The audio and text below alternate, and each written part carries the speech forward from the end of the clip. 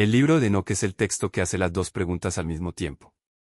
Y tiene una respuesta que ninguna de las dos instituciones que se hicieron esas preguntas por separado formuló con la misma precisión.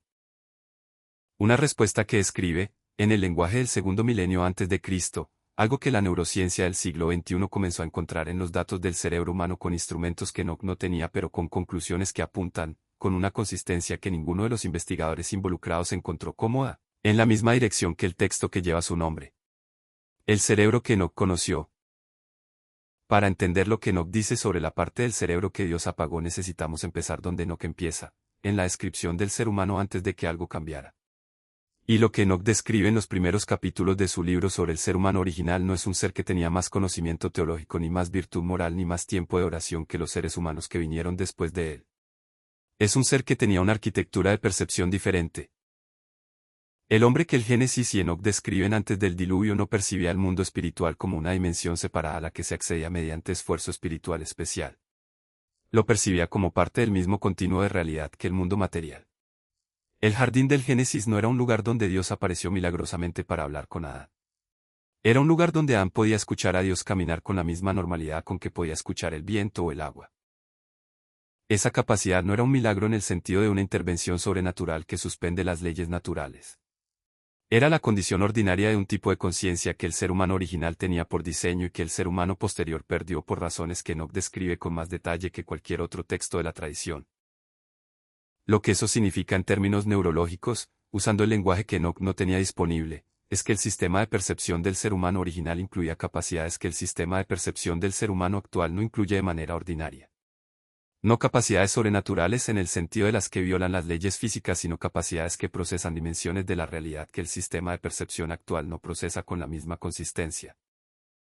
Y la pregunta que el libro de Enoc hace implícitamente en cada página de su descripción de ese ser humano original es la misma que la neurociencia comenzó a hacer en el siglo XX cuando encontró en el cerebro humano estructuras que no tienen una función evolutiva clara en los términos en que la biología evolutiva define la función. ¿Para qué sirven esas partes del cerebro si el mundo que percibimos ordinariamente no contiene lo que esas partes parecen diseñadas para percibir? Lo que Enoc dice que cambió. El libro de Enoc describe la corrupción que los vigilantes introdujeron en el mundo humano en términos que en los guiones anteriores del canal exploramos en su dimensión genética y en su dimensión del código original del hombre. Pero hay una dimensión de esa corrupción que esos guiones no exploraron en profundidad y que es la más directamente relevante para la pregunta del cerebro que Dios apagó, la dimensión de la percepción. Enoc describe la condición del ser humano después del evento de la corrupción y del diluvio en términos que en sus distintas secciones apuntan consistentemente hacia un cambio en la manera en que el ser humano percibe la realidad. No solo en la amplitud de lo que percibe, sino en la arquitectura de cómo lo percibe. El ser humano original que caminaba con Dios en el jardín y que recibía a los vigilantes como visitantes que podía ver y escuchar con sus sentidos ordinarios era un ser cuyo sistema de percepción incluía lo que el texto de Enoc describe como el acceso directo a las dimensiones de la realidad que los seres angélicos habitaban. Ese acceso no requería preparación especial. No requería rituales ni sustancias ni estados alterados. Era la condición basal de una conciencia que el texto de Enoc describe como diferente en su arquitectura fundamental de la conciencia que el ser humano posterior tiene. Lo que la corrupción cambió, según la lectura más rigurosa del texto de Enoc, no fue solo lo que el ser humano podía hacer sino lo que el ser humano podía percibir. La introducción del código de los vigilantes en el linaje humano, con todas las consecuencias que ese texto describe en términos de la descendencia que produjo y de los conocimientos que transmitió, alteró algo en la arquitectura del sistema de percepción humano que el texto describe con una imagen que resulta extraordinariamente específica en el lenguaje de la neurociencia aunque no la expresara en el lenguaje de la teología de su tiempo, como el cierre de algo que estaba abierto. Como el silenciamiento de algo que estaba activo. Como el oscurecimiento de algo que producía luz. La glándula pineal y lo que los científicos encontraron. René Descartes la llamó el asiento del alma. Las tradiciones esotéricas de prácticamente todas las culturas humanas documentadas la asociaron con la percepción del mundo espiritual. Las filosofías orientales la vincularon con el tercer ojo, ese concepto que aparece en el hinduismo, en el budismo y en el taoísmo con variaciones de nombre pero con una consistencia de función que resulta extraordinaria para tradiciones que se desarrollaron en geografías y en épocas que no tuvieron contacto entre sí. Y la neurociencia del siglo XX y del siglo XXI, cuando finalmente la estudió con los instrumentos que la bioquímica moderna permite, encontró en ella algo que ninguno de los investigadores involucrados esperaba encontrar y que ninguno de ellos supo cómo ubicar en el contexto de la biología evolutiva que los demás órganos del cuerpo humano tienen. La glándula pineal es una estructura del tamaño de un grano de arroz ubicada en el centro geométrico del cerebro humano, entre los dos hemisferios y por encima del cerebro medio. Produce melatonina, el compuesto que regula los ciclos de sueño y vigilia en función de la luz que los ojos reciben. Esa función es la que aparece en los libros de texto de biología. Pero la glándula pineal hace algo más que los libros de texto de biología no mencionan con la misma prominencia y que los investigadores que lo encontraron no sabían cómo incluir en ningún marco teórico existente que lo hiciera completamente manejable. Produce DMT. La dimetiltriptamina, DMT, es el compuesto que el farmacólogo Rick Strassman llamó la molécula del espíritu después de pasar una década administrándola a voluntarios en condiciones clínicas controladas y documentando las experiencias que producía con la metodología de la investigación científica rigurosa. El DMT es el compuesto psicoactivo más potente que la farmacología conoce. Es la sustancia activa en la ayahuasca que las tradiciones chamánicas de la Amazonía usaron durante milenios para acceder a dimensiones de la realidad que sus usuarios describen con una consistencia que trasciende la geografía, la cultura y la intención.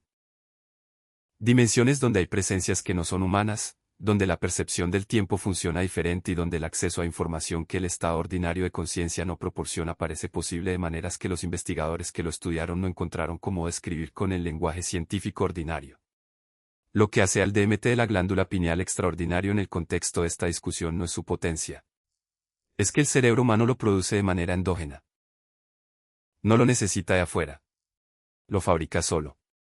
Y la pregunta que eso produce en cualquier investigador que la hace con honestidad es la misma que Enoch hace desde su posición de haber caminado con Dios 300 años, para que tiene el cerebro humano una fábrica interna del compuesto que produce acceso a dimensiones de la realidad que el estado ordinario de conciencia no incluye. Lo que el DMT produce y lo que Enoch describe. En 1990, Rick Strassman obtuvo la primera aprobación gubernamental en los Estados Unidos para estudiar un compuesto psicodélico en seres humanos en casi 20 años. Durante los 5 años siguientes administró dosis intravenosas de DMT a 60 voluntarios en la Universidad de Nuevo México y documentó sus experiencias con la metodología que su disciplina requiere. Lo que encontró en esos datos fue algo que en su libro de 2001, DMT, La molécula del espíritu, describe con una honestidad que sus colegas académicos encontraron incómoda. Los voluntarios que recibieron dosis suficientemente altas de DMT no describían alucinaciones en el sentido ordinario del término.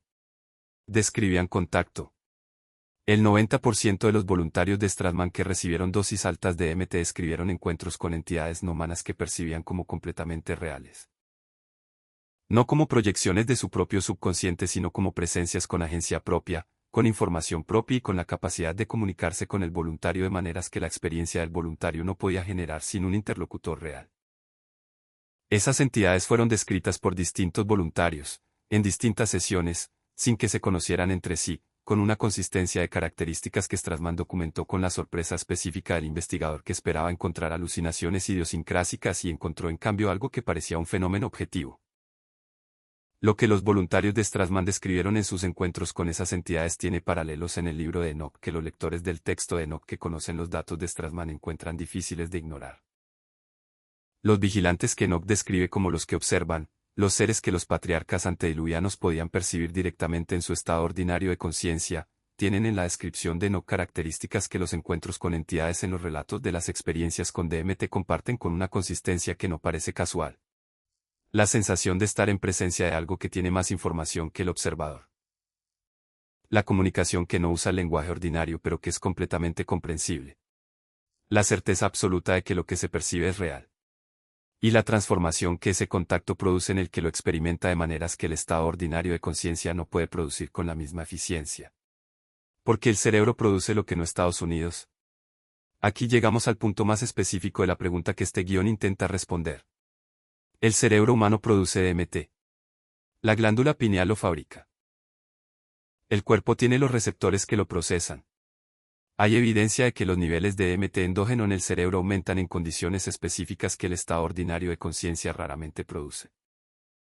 En el sueño profundo con sueños vívidos, en los estados cercanos a la muerte que los reportes de experiencias de muerte cercana describen con una consistencia que los médicos que los estudiaron no pudieron atribuir completamente a la hipoxia cerebral, Y posiblemente en el momento de la muerte donde los estudios de ratas a las que se indujo paro cardíaco mostraron un pico masivo de DMT en el momento en que el cerebro comenzaba a fallar. La pregunta evolutiva que eso produce es la que ningún biólogo evolutivo encontró satisfactoria de responder en los términos que su disciplina proporciona.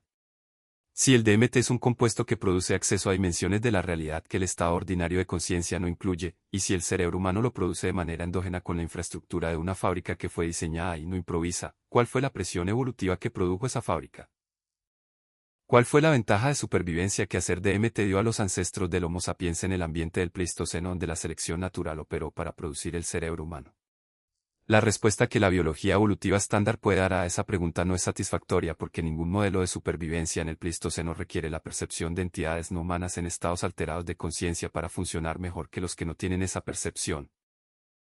El libro de Enoch tiene una respuesta que la biología evolutiva no formuló porque no tiene el marco para hacerlo. El sistema que produce esa percepción no fue diseñado por la selección natural para las condiciones del Pleistoceno. Fue diseñado antes, en el ser humano original, para la condición de un ser que habitaba un mundo donde la percepción de las dimensiones que el DMT abre no era una experiencia extraordinaria sino la condición ordinaria de la conciencia. Y lo que Dios apagó, según la lectura más directa del texto de Enoch en el contexto de la neurociencia moderna, no fue la estructura que produce esa percepción. Fue el acceso ordinario a la activación de esa estructura. La fábrica sigue ahí. Los receptores siguen ahí. El compuesto sigue siendo producido. Lo que cambió fue la condición de activación que en el ser humano original era la condición basal y que en el ser humano posterior requiere circunstancias que el estado ordinario de conciencia no produce de manera espontánea.